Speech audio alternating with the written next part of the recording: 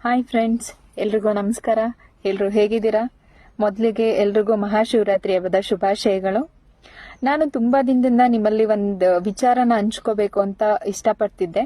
But ಸಮಯದ ಅಭಾವನೋ ಅಥವಾ ಗಳಿಗೆ ಕೂಡ ಬಂದಿರ್ಲಿಲ್ವೋ ಏನೋ ಗೊತ್ತಿಲ್ಲ. ಬಟ್ ಇವಾಗ ಅದನ್ನ ವ್ಯಕ್ತಪಡಿಸ್ಬೇಕು ಅನ್ಕೊಂಡೆ, ಸೊ ಹೇಳ್ತಾ ಇದ್ದೀನಿ. ನಿಮಗೆಲ್ಲರಿಗೂ ತಿಳಿದಿರೋ ಹಾಗೆ ನಾನು ರೀಸೆಂಟ್ಲಿ ಮಂತ್ರಾಲಯಕ್ಕೆ ವಿಸಿಟ್ ಮಾಡಿದ್ದೆ. ನಮ್ಮ ಸುತ್ತಮುತ್ತ ನೂರಾರು ಧಾರ್ಮಿಕ ಪುಣ್ಯಕ್ಷೇತ್ರಗಳಿವೆ. ಎಲ್ರೂ ಹೇಳ್ತಾರೆ ನಾವು ಅನ್ಕೊಂಡ ತಕ್ಷಣ ಎಲ್ಲಾ ದೇವಸ್ಥಾನಕ್ಕೂ ಹೋಗ್ ಬರ್ಬೋದು, ಬಟ್ ಮಂತ್ರಾಲಯ ಹಾಗಲ್ಲ. ರಾಯರು ಬನ್ನಿ ಅಂತ ಕರೆದ್ರೆ ಮಾತ್ರ ಹೋಗಕ್ ಸಾಧ್ಯ ಅಂತ ಹೇಳ್ತಾರೆ. ರಾಯರಿದ್ದಾರೆ, ಈ ಮಾತನ್ನ ನಾನು ಕೂಡ ನಂಬ್ತೀನಿ. ಹೀಗೆ ಸಹಸ್ರಾರು ಭಕ್ತರು ಪ್ರತಿದಿನ ರಾಯರ ದರ್ಶನ ಪಡೆಯೋದಕ್ಕೆ ಅಂತ ಹೇಳಿ ಮಂತ್ರಾಲಯಕ್ಕೆ ಹೋಗ್ತಾ ಇರ್ತಾರೆ, ಬರ್ತಾ ಇರ್ತಾರೆ.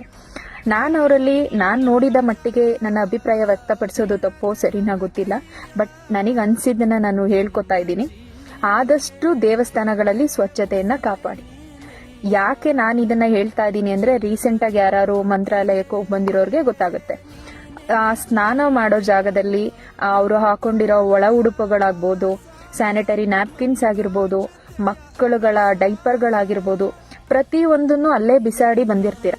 ಹೊಸ ಬಟ್ಟೆಗಳು ತಂದಿದ್ರೆ ಅದ್ರ ಕವರ್ಗಳು, ಹಳೆ ಬಟ್ಟೆಗಳನ್ನ ಅಲ್ಲೇ, ಬ್ಯಾಗು, ದೀಪ, ಅದು ಇದು ಎಲ್ಲವನ್ನೂ ಅಲ್ಲೇ ಬಿಟ್ಟಿದ್ದೀರಾ. ರಾಯರ ಸನ್ನಿಧಾನದಲ್ಲಿ ದನ ಕರುಗಳು ಎಷ್ಟೋ ಜೀವನ ಸಾಗಿಸ್ತಾ ಇದಾವೆ.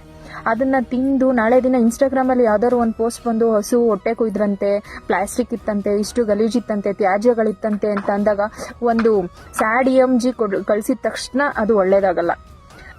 ಅದಕ್ಕೆ ಫ್ರೆಂಡ್ಸ್, ನಾನು ನಿಮ್ಮಲ್ಲಿ ಮನವಿ ಮಾಡ್ಕೋತಾ ಇರೋದಿಷ್ಟೇನೆ, ಆದಷ್ಟು ಕ್ಷೇತ್ರಕ್ಕೆ ಹೋದಾಗ ಸ್ವಚ್ಛತೆಯನ್ನ ಕಾಪಾಡಿ.